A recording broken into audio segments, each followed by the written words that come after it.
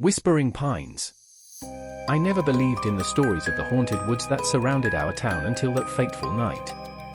The wind whispered through the towering pines like a chorus of lost souls, and the moon cast an eerie glow on the dense foliage.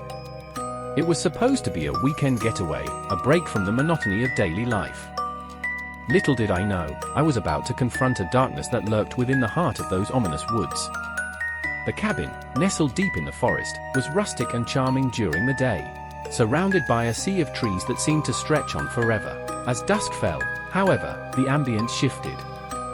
The rustling leaves and the distant hoots of owls became unnerving, and the once inviting glow of the cabin took on a sinister hue. My friends and I had arrived in high spirits, eager to escape the city's noise and lose ourselves in nature. There were 4 of us, Sarah, Mike, and Ben, each seeking a reprieve from the demands of our daily lives. We laughed as we unpacked, dismissing the tales of the locals warning us to never be caught alone in the woods after dark. As night descended, the forest transformed into an inky abyss. We gathered around the fireplace, its crackling flames providing the only solace against the encroaching darkness. We played card games, sipped on warm drinks, and exchanged stories, trying to drown out the unsettling symphony of the woods just beyond the cabin walls. It wasn't long before a chill settled in the air, and the laughter faded into a nervous silence. The wind outside seemed to carry whispers, words I couldn't discern, but that sent shivers down my spine. Sarah, always the skeptic, tried to lighten the mood. "Come on, guys, it's just the wind playing tricks on us," she said, her voice attempting to mask the unease that lingered in her eyes. Despite her words, the atmosphere clung to the cabin like a sinister presence. Mike suggested a game of truth or dare to distract ourselves, a feeble attempt to break the tension that had wrapped around us like a vice. As the game progressed, the dares became increasingly light-hearted, but the truths ventured into the realm of the personal. That's when Ben, always the adventurer, decided to take the game to the next level. "I dare each of us to spend an hour alone in the woods," he declared, a mischievous glint in his eyes. The cabin fell silent as we exchanged hesitant glances. The wind intensified outside, almost as if protesting the idea. Yet, in the spirit of camaraderie and a touch of bravado, we agreed to Ben's dare. We drew straws to determine the order. Sarah would go first, followed by Mike, then Ben, and finally, me. The unsettling feeling in the air lingered as Sarah ventured into the darkness with nothing but a flashlight and her wavering courage. The minutes stretched into an eternity as we waited for her return.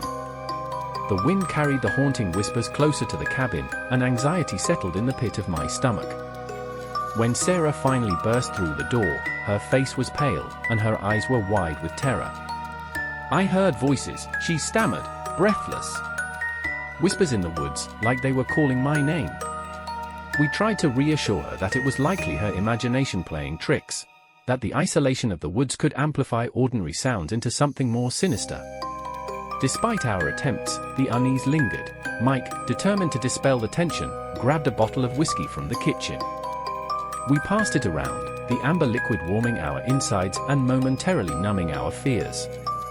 The wind outside howled like a wounded beast, and the whispers persisted, now seeming to coalesce into intelligible words. "Leave, before it's too late." The flickering candlelight cast shadows on the cabin walls, dancing to a malevolent rhythm. We tried to drown out the voices with laughter and the clinking of glasses, but the ominous atmosphere clung to us like a curse. As the night wore on, we each took our turns in the woods, facing the darkness that seemed to grow more tangible with every passing minute. Mike returned with a forced smile, Ben with a furrowed brow, both unwilling to admit the unease that clung to them like a second skin. Finally, it was my turn. I stepped outside, the cold air biting into my skin. The moon hung low in the sky, casting long shadows that seemed to come alive with every rustle in the underbrush. I walked deeper into the woods, guided by the weak beam of my flashlight. The whispers intensified, wrapping around me like ethereal fingers. My name echoed through the trees, each syllable sending a shiver down my spine. I quickened my pace, stumbling over roots and fallen branches. The trees seemed to close in on me, their twisted branches reaching out like skeletal fingers. Just when I thought I couldn't bear it any longer, the whispers ceased, and an oppressive silence settled over the woods. I stood still, my breath visible in the frigid air. That's when I heard it, a distant, mournful howl that seemed to pierce through the night. A primal fear gripped me as I realized it was not the sound of a wolf or any creature I could identify. It was a sound that resonated with something ancient and malevolent, a sound that stirred the primal instincts buried deep within my psyche.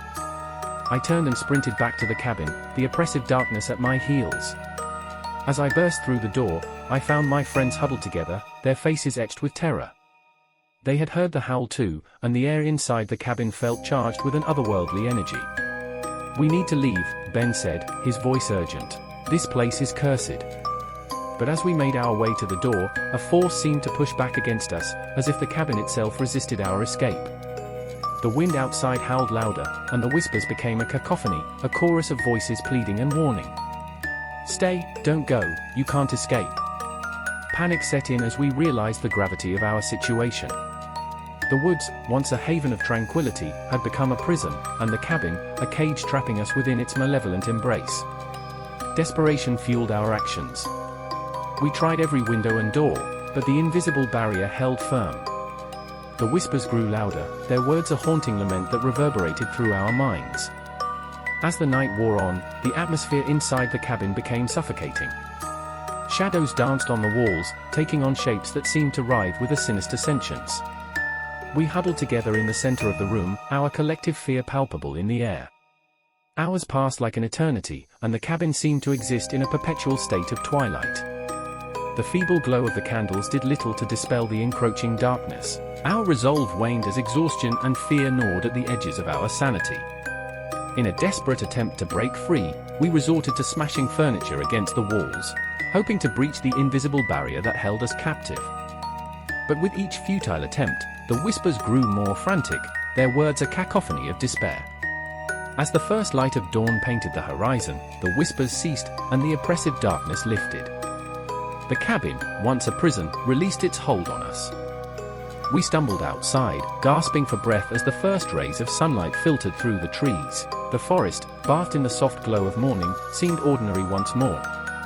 We walked away from the cabin, leaving behind the haunted woods and the whispers that still lingered in our minds. The town, now waking to a new day, remained oblivious to the horrors we had endured. We never spoke of that night, each of us carrying the weight of an unspeakable terror etched into our memories. The cabin in the woods stood as a silent sentinel, its secrets hidden behind a facade of rustic charm. And the whispers, carried by the wind through the towering pines, served as a chilling reminder that some horrors are best left undisturbed in the shadows of the forgotten.